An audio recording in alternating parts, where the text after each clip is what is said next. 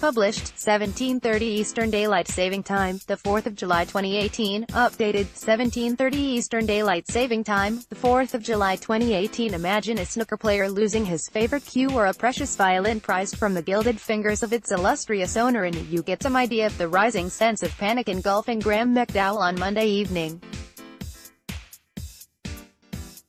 In his golf bag that had disappeared into the ether at Charles de Gaulle Airport was the putter with which he won the US Open in 2010 and sank the winning putt at the Ryder Cup the same year. There were also irons a few years old that are not manufactured anymore.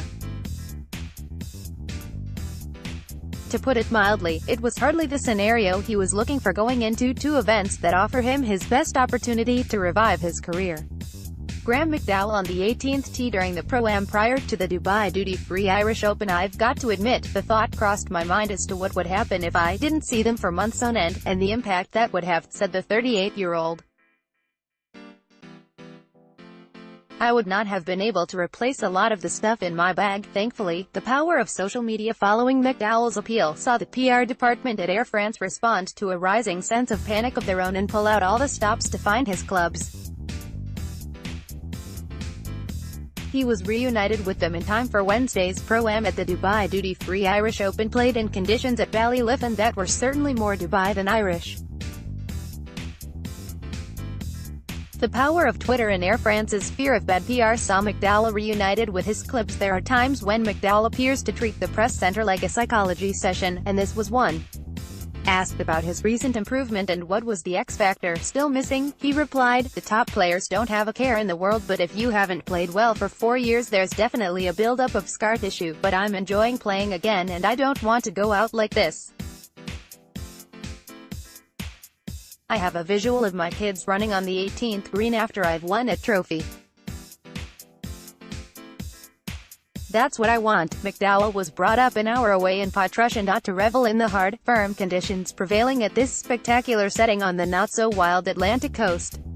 He then moves on to the Scottish Open at Culzean, which ought to fit his eye as well. The Northern Irishman was reunited with his clubs just in time for Wednesday's Pro-Am in the clubhouse here. There is a lovely picture of a cherubic 16-year-old who shot a wondrous 67 in a Faldo Series event to establish the course record, and congratulating him is Sir Nick Faldo himself. The teenager back then returned for the first time and did so as the tournament host. "I'd sort of forgotten what an outstanding course it is," said Rory McIlroy. Now 29, McIlroy is seeking to replicate the feelings he had here as a teenager. "As you get older it's natural not take so many risks," he said. "I need to get back to playing the same carefree way I did back then. Get out of your own way, I guess." Like the veritable Pied Piper, Rory attracted an audience several thousand strong. "I'd just like to thank them all for coming out to watch us and put their lives in danger," he said. Riley, referring to the wayward drives of his Pro-Am partners, "There were a couple of close calls, but they've never had a championship this big in these parts and it's great to see it so well supported." Now McDowell must focus on making the most of this opportunity to reignite his career.